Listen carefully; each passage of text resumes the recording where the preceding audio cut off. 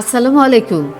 আজ বুধবার 7 জানুয়ারি 2026, বাংলা 23 পোস্ট 1432। দর্পণ TV UK London studio থেকে সবাইকে স্বাগত। 5 বছর গুম থাকলে সম্পত্তি বন্টনের আদেশ দিতে পারবেন ট্রাইব্যুনাল।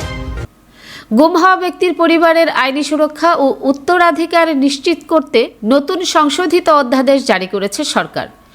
আইন, বিচার ও সংসদ বিষয়ক মন্ত্রণালয়ের লেজিসলেটিভ ও সংসদ বিষয়ক বিভাগের মুদ্রণ ও প্রকাশনা শাখা থেকে মঙ্গলবার এ বিজ্ঞপ্তি জারি করা হয়েছে। অধ্যাদেশটি জনসাধারণের জন্য গ্যাজেট আকারে প্রকাশ করা হয়েছে। বুধবার আইন, বিচার ও সংসদ বিষয়ক মন্ত্রণালয়ের পাবলিক রিলেশন অফিসার এ তথ্য জানান। এই সংশোধনীর মাধ্যমে কোনো ব্যক্তি অন্তত 5 বছর গুম থাকলে এবং জীবিত ফিরে না আসলে ট্রাইব্যুনাল তার সম্পত্তি বৈধ উত্তরাধিকারীদের মধ্যে বন্টনযোগ্য মর্মে ঘোষণা দেওয়ার বিশেষ ক্ষমতা লাভ করেছে। এছাড়া গুম হওয়া ব্যক্তির স্ত্রী বা নির্ভরশীল সদস্যের আইনি প্রক্রিয়া শুরু করতে এখন থেকে কমিশনের পূর্বানুমতি লাগবে না। অধ্যাদেশটি গুম প্রতিরোধ ও প্রতিকার অধ্যাদেশ 2025 সংশোধনকল্পে প্রণীত অধ্যাদেশ 2026 নামে অভিহিত হবে। এটি অবিলম্বে কার্যকর করার নির্দেশ দেওয়া হয়েছে।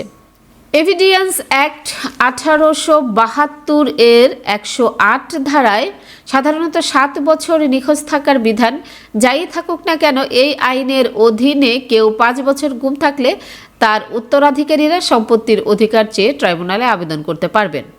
ট্রাইব্যুনাল আবেদনের সত্যতা যাচাই সাপেক্ষে উক্ত সম্পত্তি বন্টনের আদেশ দিতে পারবেন। তবে প্রবিধান প্রণয়ন না হওয়া পর্যন্ত আবেদনের পদ্ধতি ট্রাইব্যুনাল নিজেই নির্ধারণ করবে। মামলা পরিচালনায় পাবলিক প্রসিকিউটর সংশোধিত অধ্যাদেশের 13 ধারার পরিবর্তন করে বলা হয়েছে, ট্রাইব্যুনালে অভিযোগকারীর পক্ষে মামলা পরিচালনার জন্য কমিশনের সুপারিশে প্রয়োজনীয় সংখ্যক পাবলিক প্রসিকিউটর নিয়োগ দেবে সরকার।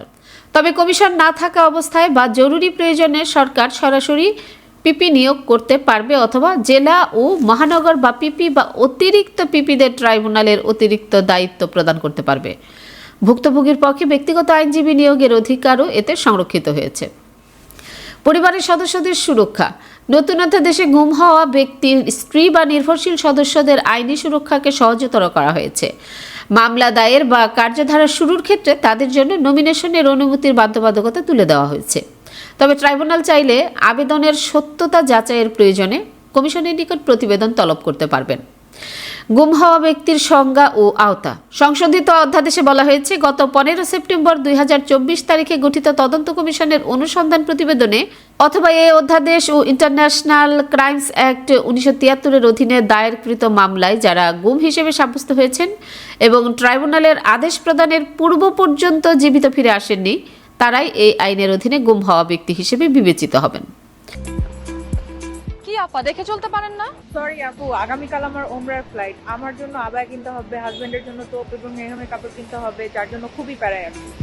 আরে আপু, এটা তো কোনো সমস্যাই না। সালমা আবায়াতে আপনি আপনার পছন্দের সবকিছু এক ছাদের নিচে পেয়ে যাবেন। তাই নাকি? তাহলে তো ভালোই হয়। Salma abaya house, 118 Whitechapel road, London E110। আসসালামু আলাইকুম রহমতুল্লাহ বারাকাত। আবাসিক hotel, restaurant, coffee house, shopping mall, petrol pump, factory, labour, cleaner, heavy driver, private car driver, motorcycle driver, building লাইনের A to Z পেশায়, এক কথায় আপনার কর্মদক্ষতায় সৌদিতে ও ইউরোপে শ্রমিক নিয়োগ দিচ্ছে আসকার এন্টারপ্রাইজ।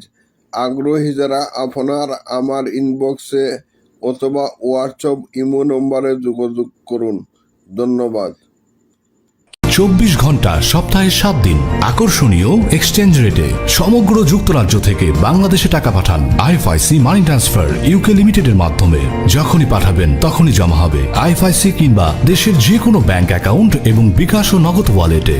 মানি ট্রান্সফার করতে সার্বক্ষণিক আছে আমাদের মোবাইল অ্যাপ এবং আপনার নিকটস্থ অনুমোদিত এজেন্ট। বিস্তারিত জানতে কল করুন 02072479670 নম্বরে। আমাদের ঠিকানা 18 Brick Lane, London E1 6RF, UK। IFIC money transfer UK limited, IFIC ব্যাংকের নিজস্ব প্রতিষ্ঠান। সুপ্রিয় দর্শক, এতক্ষণ আমাদের সঙ্গে থাকার জন্য ধন্যবাদ। আশা করছি দর্পণ টিভি ইউকে ফেসবুক পেজটি লাইক, কমেন্ট ও ফলো করে আমাদের সাথেই থাকবেন। আল্লাহ হাফেজ।